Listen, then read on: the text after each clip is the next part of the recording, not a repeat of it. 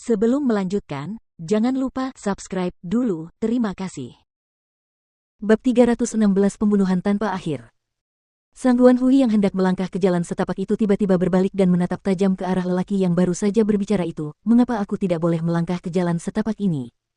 Penatua Sekte Sangguan, jalan ini punya aturan aneh, hanya mereka yang berusia di bawah 30 tahun yang bisa melangkah dengan aman.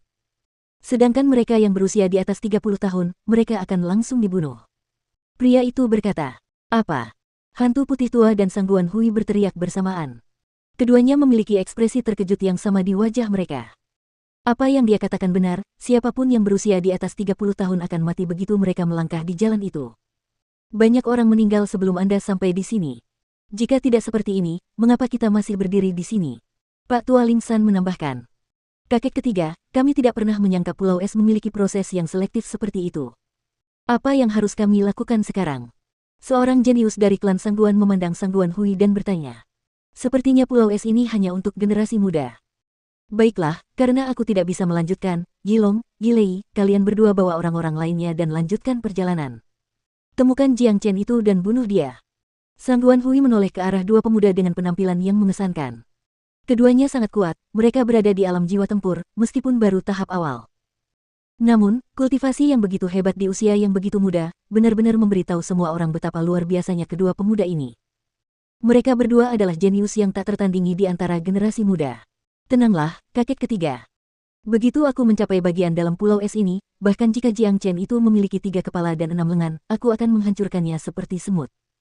Aku akan mempermalukannya dengan cara apapun yang kumiliki, dan baru setelah itu aku akan membunuhnya. Aku akan memberitahu dia konsekuensi karena menyinggung klan Sangguan. Sangguan Yilong berkata dengan nada kejam.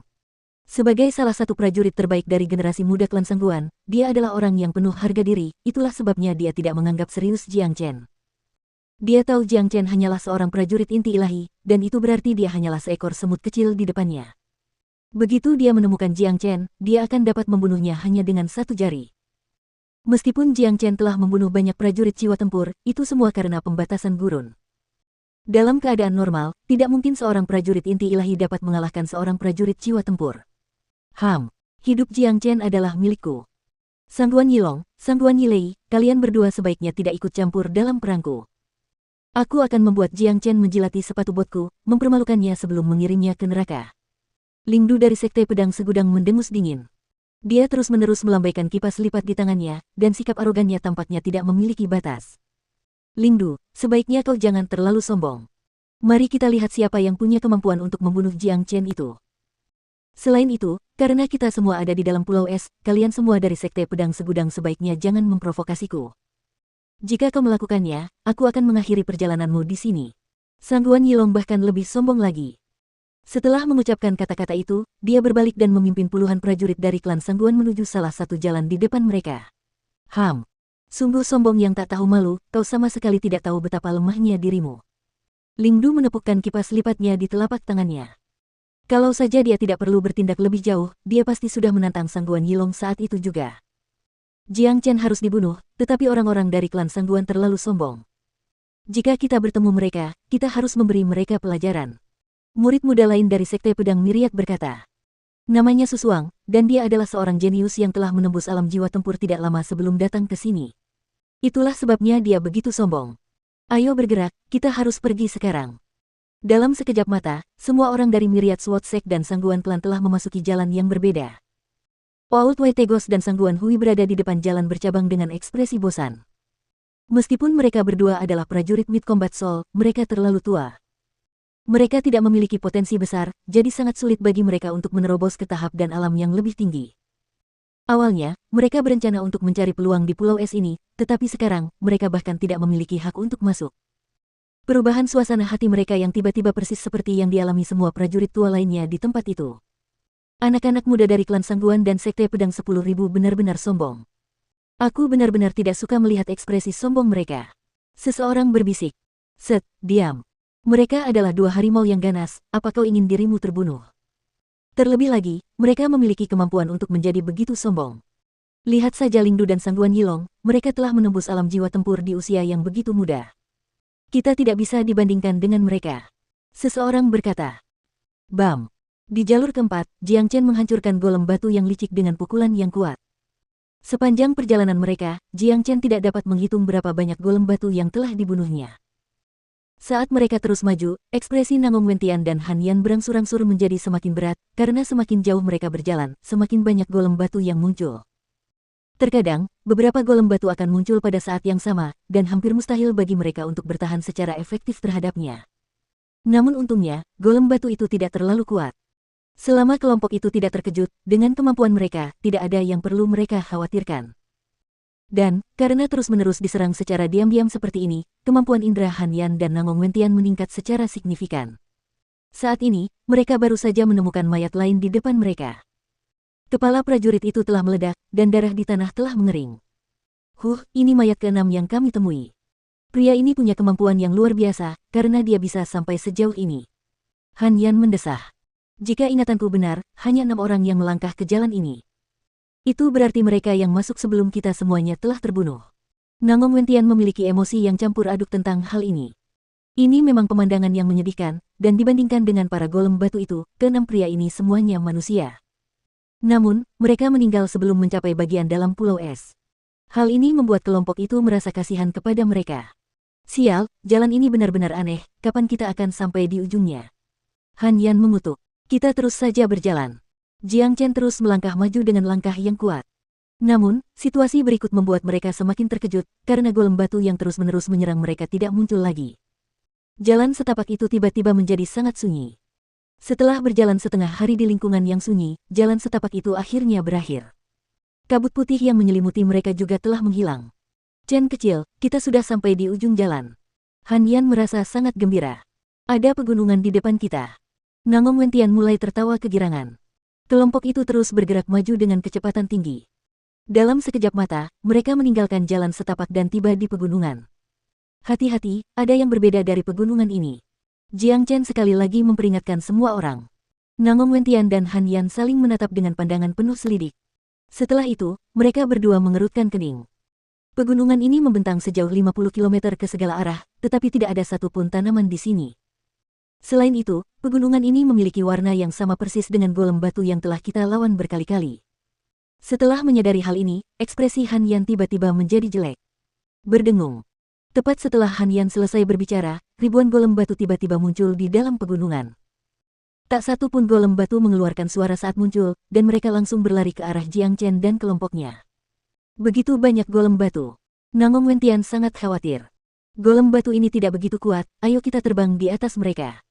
Setelah mengatakan itu, Jiang Chen melompat ke langit. Namun, pada saat yang sama, golem batu juga terbang ke langit, menghalangi jalan Jiang Chen. Mati. Jiang Chen segera melancarkan pukulan ke depan. Pukulan ini sangat kuat dan dapat mengguncang gunung, serta membawa energi yang sangat panas. Hanya dengan pukulan ini, puluhan golem batu hancur. Setelah itu, Jiang Chen terus terbang ke depan. Han Yan dan Nangong Wentian tidak berani ragu.